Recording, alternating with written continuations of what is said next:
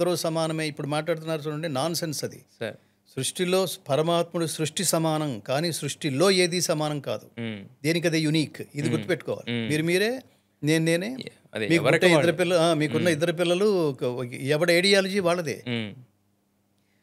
అలా ఆయన ఆ స్థాయి భావజాలానికి కారణం ఏంటంటే, దానికి బీజం వేసిన నాన్న దైవభక్తి, దేశభక్తి, కర్తవ్యనిష్ట, నిష్కామ కర్మ. ఇది నాన్న జీవితం అంటే తీసుకోవటం కాదు, తిరిగి ఇవ్వటం కూడా. అది మోస్ట్ ఇంపార్టెంట్. తీసుకున్నవాడు ఎప్పుడు వాడు దాంతో మనం తీసుకున్నది మనలోనే కరిగిపోతుంది,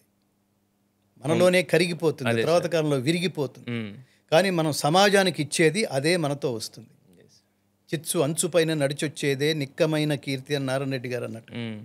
సో అట్లా మా ఆర్ఎస్ఎస్ భావజాలం, ఆ మార్గం మా తల్లిదండ్రులు అందరూ ప్రవేశపెట్టడం, సంఘం శాఖ, అక్కడికి వెళ్ళి మేము ప్రాక్టీస్ చేయడం, ఈ కరసాములో ఎక్సర్సైజ్లో ఆ లాగు వేసుకుని నమస్తే సదావత్సలే మాతృభూమే త్వయా హిందూ భూమే సుఖం వర్ధితోహం అని మాట్లాడుతూ ఈ దేశం గురించి, ఈ దేశపు ఏమంటారు దాస్య శృంఖలాల నుంచి భరత్మాతని విముక్తి గావించడం కోసం అసలు తపన పడ్డ మహాత్ముల గురించి మా ఆకుల వెంకటరత్నారావు గారు కానీ, ముఖ్యంగా శనగవరపు వెంకటేశ్వర్లు గారు, వారు ఈ శాఖకి అండ్ హీఈస్ ది సోల్.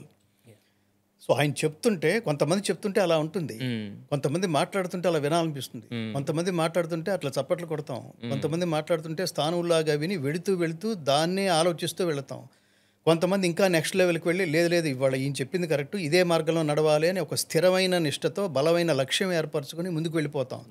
ఈ బాల్య దశలో వీళ్ళందరూ వీళ్ళ ముందు నుంచి పెరిగిన వాళ్ళం, నడిచిన వాళ్ళం. ఇప్పుడు ఇది ఎవరు ప్లాన్ చేసుకున్నారు చెప్పండి? మనం ప్లాన్ చేసుకుంది, ఖచ్చితంగా దీన్ని డెస్టినీ అంటాం. మనకి ఎవడు కలవాలో వాడు దుర్మార్గుడైనా మంచివాడైనా అది డెస్టినీ అంతే. నీ డెస్టినీ బాగుండకపోతే ఒక దుర్మార్గుడే మిమ్మల్ని పక్కన పట్టుకుని వెళ్ళిపోతాడు తీసుకుని. సో అట్లా నాకు ఆ బాల్య దశలో వీళ్ళందరూ ఒక సన్మార్గంలో నడిపించే, మనల్ని ఉత్తేజితుల్ని చేసే, అలాగే బలమైన లక్ష్యాన్ని ఏర్పరిచే, జీవితం విలువ తెలియచెప్పే మహాత్ముల మధ్యలో మేము పెరగటం అది మా అదృష్టం అనిపిస్తుంది. వీటిల్లో ప్రధానంగా ఏమిటంటే, మా అమ్మగారు శ్రీలక్ష్మి అమ్మగారు, ఆవిడ చాలా గొప్ప గాయని.